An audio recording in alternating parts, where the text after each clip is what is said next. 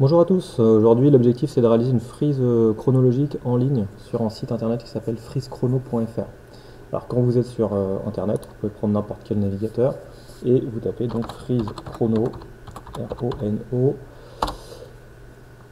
et vous allez sur le premier site, la première référence c'est frisechrono.fr. Vous cliquez dessus, vous arrivez sur la page d'accueil et vous avez un onglet à gauche qui s'appelle, enfin un petit bouton à gauche en orange qui s'appelle cliquer pour commencer, donc vous cliquez dessus.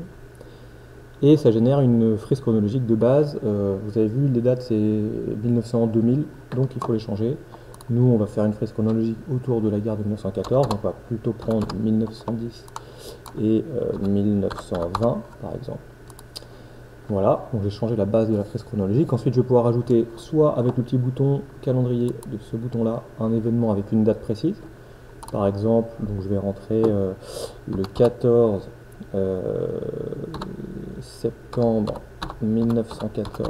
Je vais donc rentrer la date de la bataille de la Marne.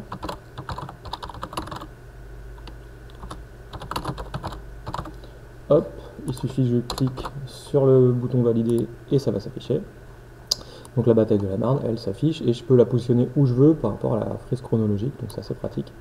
Un événement qui dure, on va prendre la bataille de Verdun, donc on va prendre un événement qui crée une période, alors on peut prendre soit en bande, soit pas en bande, c'est mieux quand même la première, je trouve que c'est plus lisible.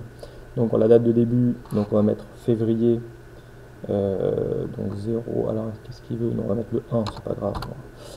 1er février 1916 jusqu'au, on va mettre 1er décembre 1916. Entrez votre texte, bataille de Verdun. Et vous voyez que du coup on a la bataille de Verdun qui est ici. Si je veux rajouter quelque chose dans la frise chronologique qui n'est pas forcément lié à la frise directement, par exemple j'aimerais bien que vous mettiez vos noms, prénoms sur la frise chronologique, vous allez créer une zone de texte ici. Alors vous la mettez où vous voulez, vous pouvez la bouger comme vous voulez à un endroit où vous n'avez pas beaucoup d'éléments de chronologie pour faire surcharger la page. Et donc votre texte, vous pouvez mettre prénom, nom par exemple. Voilà, ce qui va me permettre de reconnaître votre fichier à la fin. Qu'est-ce qu'on peut rajouter? Oui, on peut modifier les choses. On peut modifier par exemple la couleur de la police, donc la couleur du texte. Donc, je peux mettre la couleur en rouge. Je peux mettre aussi par exemple l'arrière-plan en rouge. Voilà. Donc ça peut être intéressant pour thématiser un peu la frise chronologique, tous les éléments politiques par exemple d'une couleur, tous les éléments économiques d'une couleur. Vous pouvez rajouter aussi une image. Donc en fait, si vous faites avec un fichier image, il faut aller chercher un fichier image que vous avez déjà enregistré quelque part sur votre ordinateur. Donc là, il y a peut-être des fichiers images. Non, il n'y a pas de fichier image. Donc si vous voulez enregistrer une image par-dessus, vous allez chercher une image de bataille de la Marne, par exemple, sur Google. Voilà, je vais prendre une image, je prends la première, donc là, si c'est bien la bataille de la Marne, ok.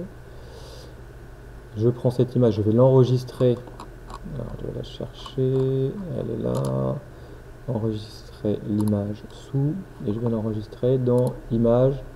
Donc elle s'appelle plan Moltke. C'est une image PNG. Je reviens sur ma frise chronologique, je vais chercher mon image, elle est dans, voilà, elle est ici. Alors ça va être un fichier JPEG, donc je vais chercher une image JPEG. Est-ce que j'ai une image JPEG? Enregistrer l'image sous, ouais, ça c'est une image JPEG. Et donc je vais enregistrer l'image ici, bataille de la Marne avec image, plus image JPEG, c'est celle-là. Là il est d'accord, je valide, et du coup j'ai une petite image de la bataille de la Marne à l'intérieur, ce qui est plutôt pas mal. Une fois que vous avez fini votre frise chronologique, donc vous pouvez rajouter tout ce que vous voulez dessus. Hein. Je vous rappelle que la base c'est la frise chronologique de la page 19 que vous pouvez enrichir. Et à la fin vous allez créer un fichier PDF, donc vous allez faire générer un PDF. Alors regardez bien, ce PDF en fait par défaut il est bloqué. Donc je vais aller chercher cette petite image là et je vais toujours autoriser les fenêtres pop-up de frisechrono.fr. Et alors si je veux, je vais cliquer directement sur cette fenêtre pop-up et donc j'ai bien ma frise chronologique en format PDF que là je peux plus modifier et je vais l'enregistrer. Donc vous allez l'enregistrer où vous voulez dans vos documents par exemple, vous allez la renommer frise et vous mettez vos noms prénoms. Bon, moi je l'appelle frise test. je l'enregistre, et ensuite, bah, du coup, vous pouvez me l'envoyer avec Illico, par exemple, en utilisant vos connecteurs Illico. Voilà, je vous remercie de votre attention.